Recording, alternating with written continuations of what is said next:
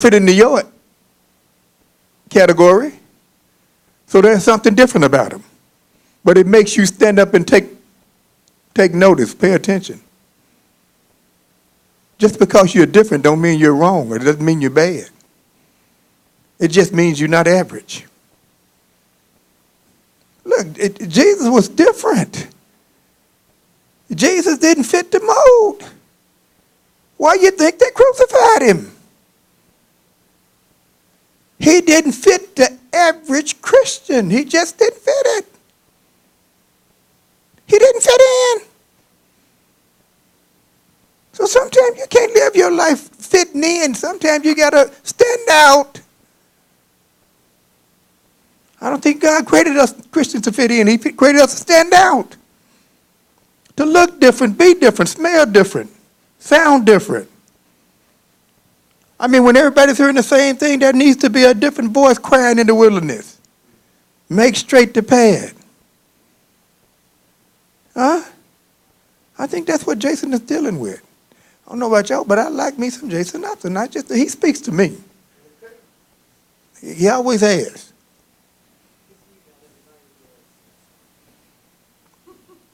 I knew she was looking up the lyrics. Praise the Lord. You didn't look at the lyrics and meditate on that. Because Jason is telling you, let's stop waiting on tomorrow. Because tomorrow has become. That's what average folk do. I'm just going to make it another day. I'm just waiting on I'll be glad when they give me my paycheck. Come on. I met this older gentleman. I'll tell this story because the Lord told me to go get my hair cut from him. I didn't know if he could cut her hair or not. He looked like he about 90. But the Lord said, I want you to get your hair cut there. And nobody in the place. But I'm telling you, but that's what the Lord, I had went by there probably a month ago.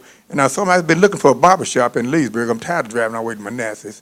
And I passed by the man. Nobody was in the place. And I knew he was a barber because he had on a barber shirt. And he had barber shop on the thing too. But God says, I want you to let him cut your hair. So I'm riding around yesterday. I done looked all the stuff up on the internet. And I'm saying, I forgot what this place was. Where I rode by a shop again. I'm riding down the street. And the Lord said, turn right. It's right down here. And I look up in there, and not only is he the only person in there, he's sitting in the chair asleep. Wow. He was an older gentleman. It was his place. So nowhere to park in Leesburg. You have to understand Leesburg, nowhere to park. But he happened to be right next to the parking deck they built. And I didn't know all this until I got there. So I parked my car in the alley, running, going to walk in there real quick. I woke him up. I said, can you cut an old man's hair? And he looked at me, he said, yeah. After he woke up. And so he started to get up, I guess, and I went and parked my car. I was asking, I said, well, I don't see anywhere to park. And I said, well, it's a parking deck here. And then when I get to the parking deck, it says first hour free. So I'm making sure I get out of there within an hour. And since I'm the only customer, I don't have to wait. But I think I was on divine appointment. I really do. Because I'm telling you, I wouldn't have chose this old man to cut my hair. He did all right. He didn't do bad. He cut my hair. He actually cut it the way I like it. And I get in here and start talking to this older gentleman. And he told me, he said, I've been here since 1962. I said, what? So you part of the historic fixture, aren't you? 1962. He said, yeah, the place been there since 1892. Oh, mercy. Then he told me, he said it was some, I said, well, how you doing, Mr. Robinson? He said, no, my name is Mr. Nelson. Robinson used to own it. I just left the name there. He said, the Robinson owned it, and the black people owned it, which were Robinson, but they wouldn't cut nobody but white folks' hair. They wouldn't cut no black folks' hair. You say what? He said they wanted to fit into the town. They wanted to fit in, so they only cut white folks' hair. And he said, so I started to work here in 62? Yes. Ooh, that was a long time ago. I'm like, he got to be old. He started working here in 1962. But I'm going somewhere because this man was a hustler. I don't mean hustler as doing things wrong. Hustler to make money. Because I found out later on that he was not just a barber. He was a barber. He taught golf in those days. The young black folk.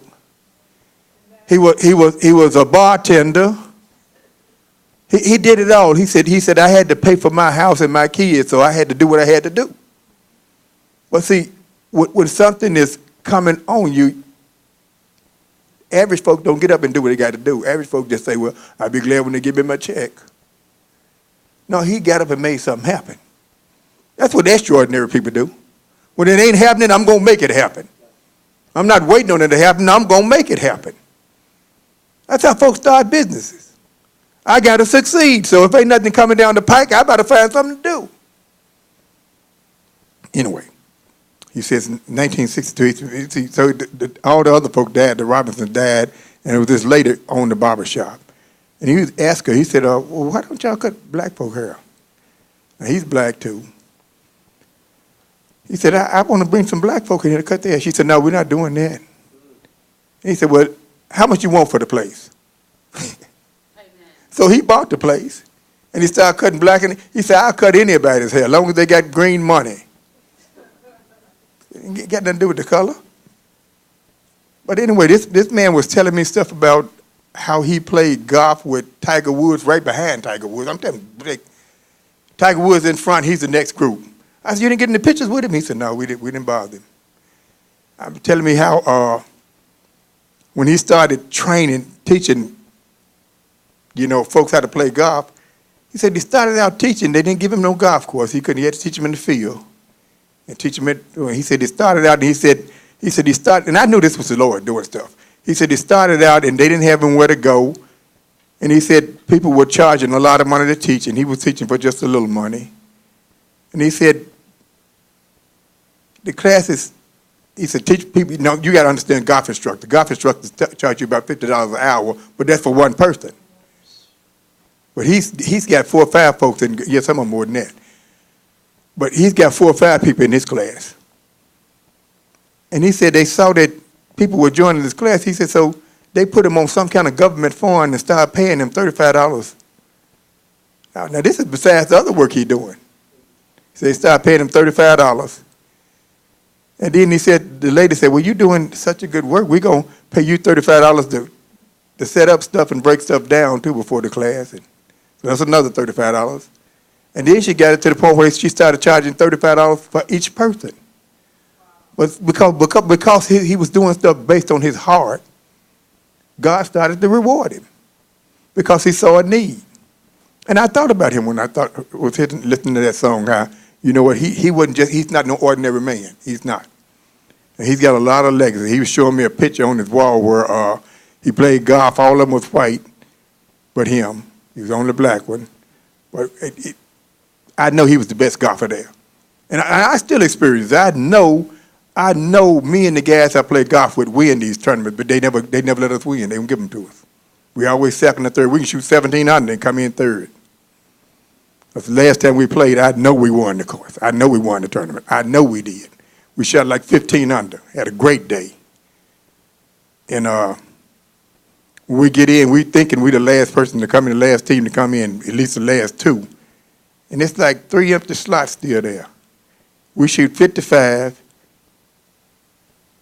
And then after about 10 minutes, the board gets filled and somebody shooting a 54. Nobody else was close to us. The next closest was 59. It's like somebody sit somebody in to see what the lowest score is and then put one lower. And that's what they're doing to us. I know they don't want black golfers to win. The better golfers I play with, mostly are black. They're not drinking and playing, they're just playing. Drinking and playing don't go together. Hand-eye coordination. But I'm telling you, people, we've got to overcome this thing called average. We've got to overcome this thing called ordinary people. You think God just average? Really, to be honest with you, average is the enemy. It really is an enemy. If all you are is average, you're not going to be successful. I mean, think about it. Just think about it. Just let that soak in for a minute. If you're just an ordinary person, that's all you're going to be. You're just like the rest of us. Just like the rest of the folk around here. So you got to do something to overcome that average in that place called ordinary. You can't just be average. You can't just be average Joe. Huh? I think that's why some people do some outlandish stuff so they just won't be average. You know what I'm saying? Do crazy stuff because they want to be seen. They don't just want to be average. They don't just want to be ordinary folk. I think that's why some people get in movies. They want their name known. They want their face known. They want to be famous. You make sure you do it for the right reason. But that means if average is my enemy, there's something I got to do to overcome this enemy called average, called ordinary. I've got to supersede that place, right? I got to step into another level, right? And I can't do it by doing the same things I've been doing all my little life. That's what got you average, baby. That's what put you in the seat you in. I'm just maintaining. I'm just holding on. Hear up and help me, Lord. My sheep know my voice. Stranger, they won't follow. Do you know that your voice is a stranger too? Huh? And most of the time, that's what we follow in us. He says, my sheep know my voice, not your voice. And I know he speaks to you through your voice. I know you hear your voice. But you got to differentiate. You got to discern which one is God speaking to your voice or which one is you speaking to your voice. One voice.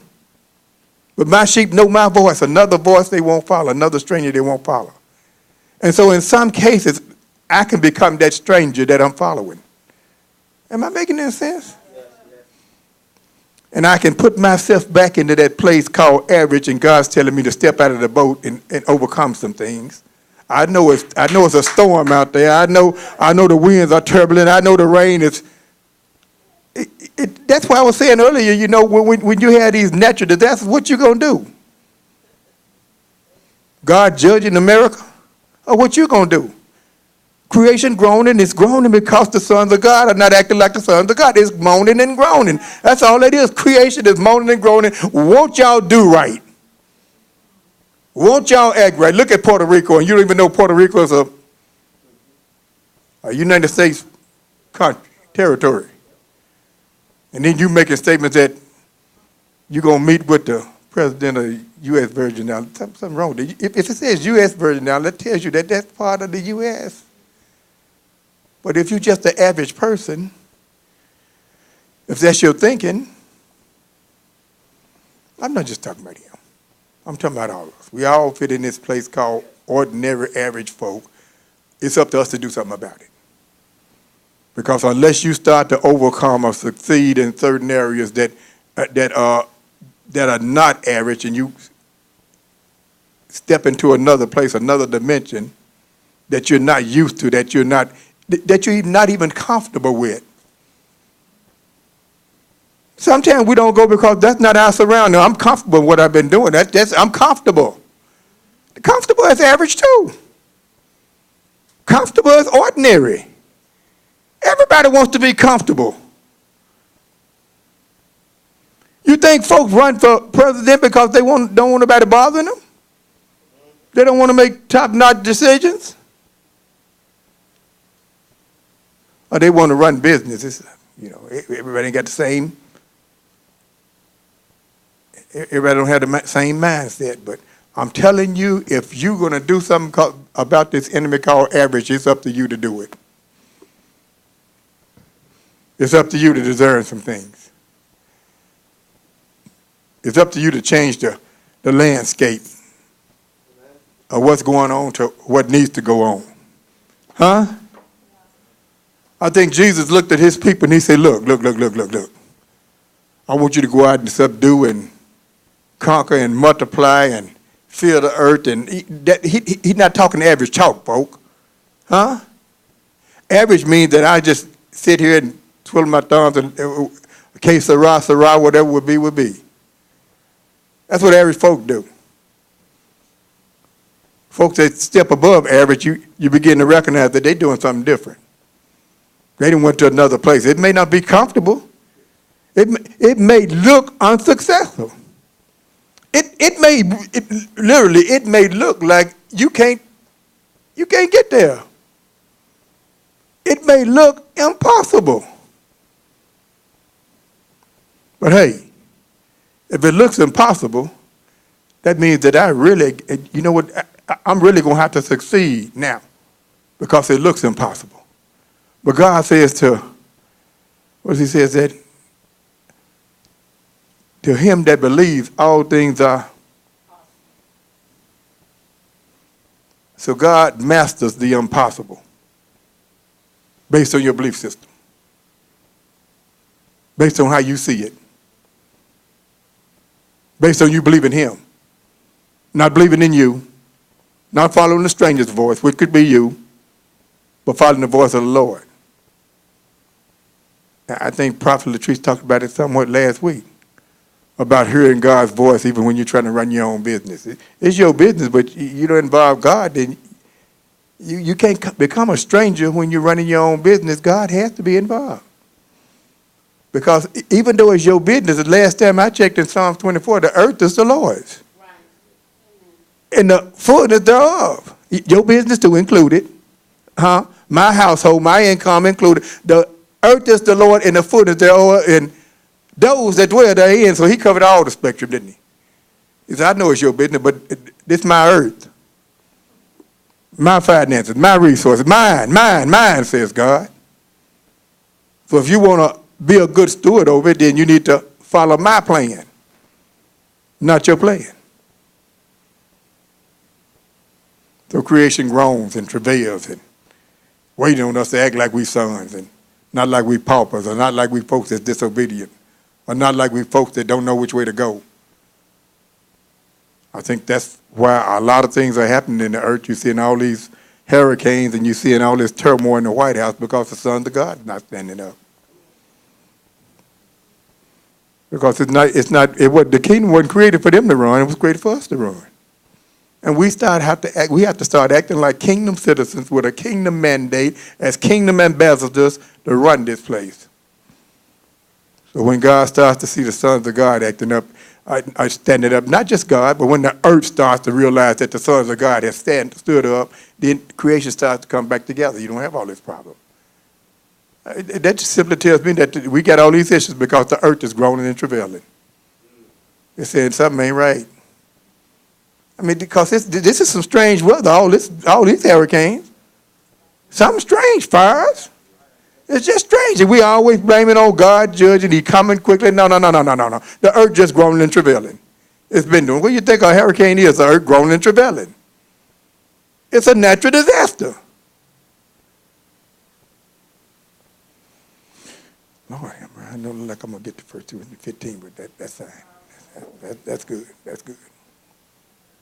Because I'm getting to a point where I can tell when I start feeling, getting back into my feelings, getting back in my flesh. My wife, she sometimes tells too, and she want to lay hands. I said, I don't want no hands laid on me. I don't want to get like that. Come on, let's just be honest. Sometimes you just want to pity in your pity. You know what I'm saying? You just want to sit there and say, boy, I don't know what's going on. Yeah. But you can't do that. That's what average folk do. And God is trying to tell you, I hadn't called you to be average, boy. I hadn't called you to act like you don't know what to do. I hadn't called you to not overcome. That's not what I called you to do. Get up out your pity pot. Get up off your pity pot. We got some pity pots. Not, the babies ain't the only one got pity pots. I mean, you know, I know they got a little potty next to the toilet, but you got a potty too. You just don't want anybody to know you got a little potty. You got a little pity potty that you go sit on when don't look like nothing going right. Come on, folk. Don't we got some pity parties that we go take our seat on when ain't nothing going right. And if you don't watch it, you'll get lullabied and you'll get put to sleep with your mess that you got running through your mind. You put yourself in a stupor because you refuse to overcome. You want to sit in your pity. I know because I do it. So I'm just being honest with you. But God tells us, no, I didn't call you to be average. That's why all this mess is happening. I ain't called you to be average. I didn't call you to be ordinary. That's what Jason's talking about. I call you to be extraordinary. I call you to step beyond the means. Get out of the boat when the storm is shaking. Get out of the boat in a disaster. You know what a critical disaster tells you? It makes you determine which way you gonna go. Am I gonna go back into this mess, or am I gonna get out the boat and fight this thing? That's what Christ is telling you. What you gonna do? Make a doggone decision. Make a determination. You got to determine now, baby. It's come down to this. This is what the rubber meets the road. You got to make a decision now. You going to die in your mess or you going on? You're going to be like the two guys that said, look here, why sit here lest we die? We going on to the next place to find us something to eat. We ain't going to stay here and die. That's what average people do. They die because they live in average. They live in ordinary. Just ordinary life. They don't supersede the ordinary. They don't go to the next level. They just live in the whatever will be, will be. I got news for you. If you don't do nothing about it, whatever will be. That's all you're going to get. What else can you get?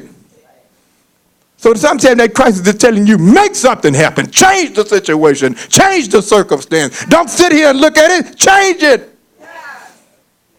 Get up off your rusted dust and do something. Get out this boat. I know it's storms on the ocean, but get out this boat and walk on the water. Get on out of this boat. You got to sometimes tell that crisis, I don't care nothing about you, crisis. I'm born to defy crisis. I'm born to step into the next dimension. I don't care what it looks like. I'm born to go through. I was born to go to the other side. I was born to enter my promised land. I was born to. I wasn't born to be average. I was born to step in. I was born to defy that which defies me. I was born to overcome that which has been overcome in me. That's what I was born for. I wasn't born to be average. Average is for suckers.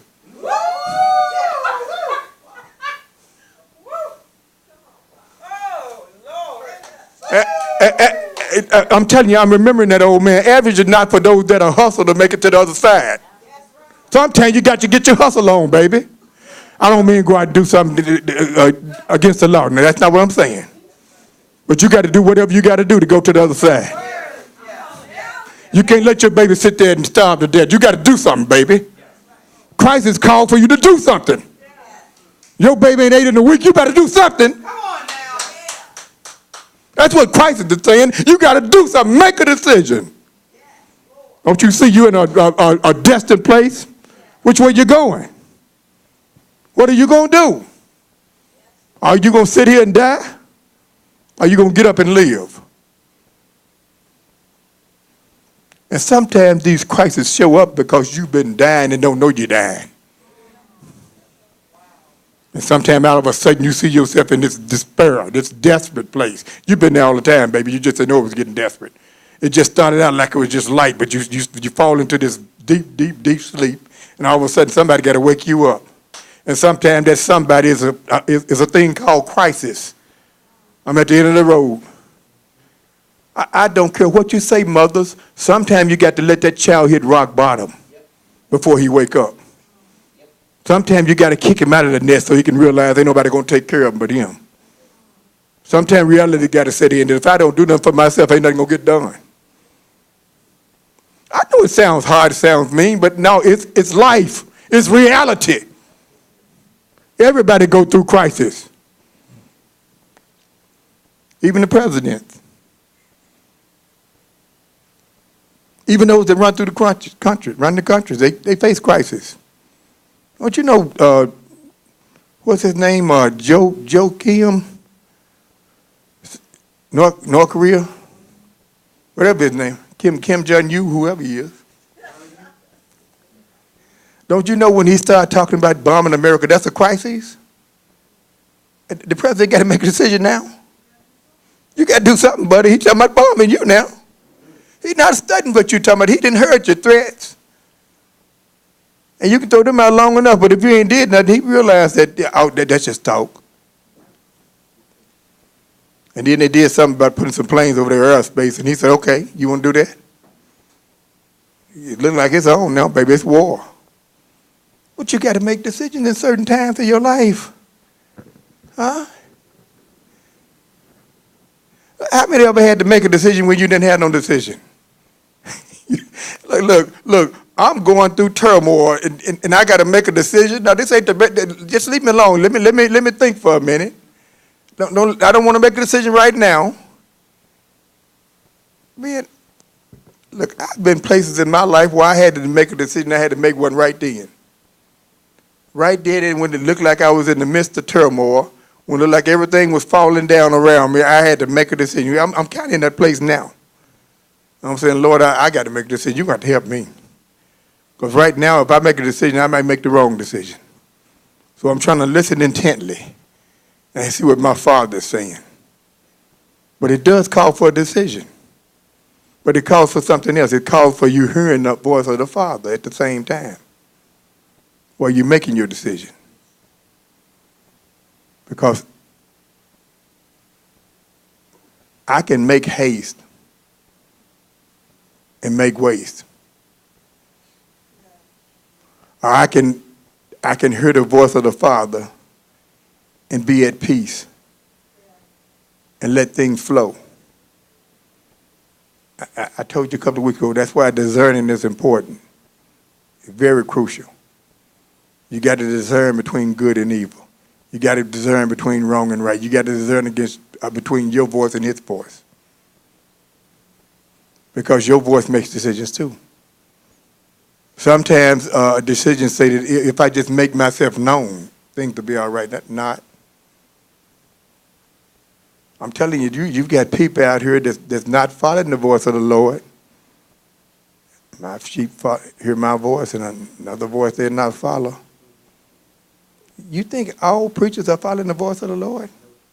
Or you think some of them building their own kingdoms? It's not hard to see. You see it in some places. Look, there are strategies and ways that we could grow this ministry. People write about it. They write books about it. But I just refuse to compromise to grow a ministry. I'm saying, Lord, if this is your ministry, then you grow it. And tell us how to do it. Tell us how to fit in. And that's what he's doing. But sometimes it's a process. And it's not the Lord that's holding things up. It's us. We get in a crisis moment and we step back instead of going forward. And I think sometimes in crisis moments, sometimes when things look like they're blindsided, sometimes God is saying, okay, it's time to come on out now. It's time to go to the next level. It's time to cast off the restraints. And sometimes until you run into a place called crisis, you don't realize you got restraints on you. You think you've been free when you've been shackled. You think everything's been okay when it hadn't been okay. And then that curveball comes to let you know that, baby, you just struck out. You thought you were about to walk, but you just struck out. What do you do then? What do you do when life throws you a curveball and you're looking for a fastball? Folks that understand baseball understand what I'm saying. What do you do when life throws you a curve? You weren't expecting the curve, but life threw you a curve. I got news for you, baby. Life always throwing curves. Most of the time, life doesn't throw you something you can hit. Most of the time, I said. Life doesn't give you an easy road. Most of the time, you can't just walk a straight path. Most of the time, there are curves in the road.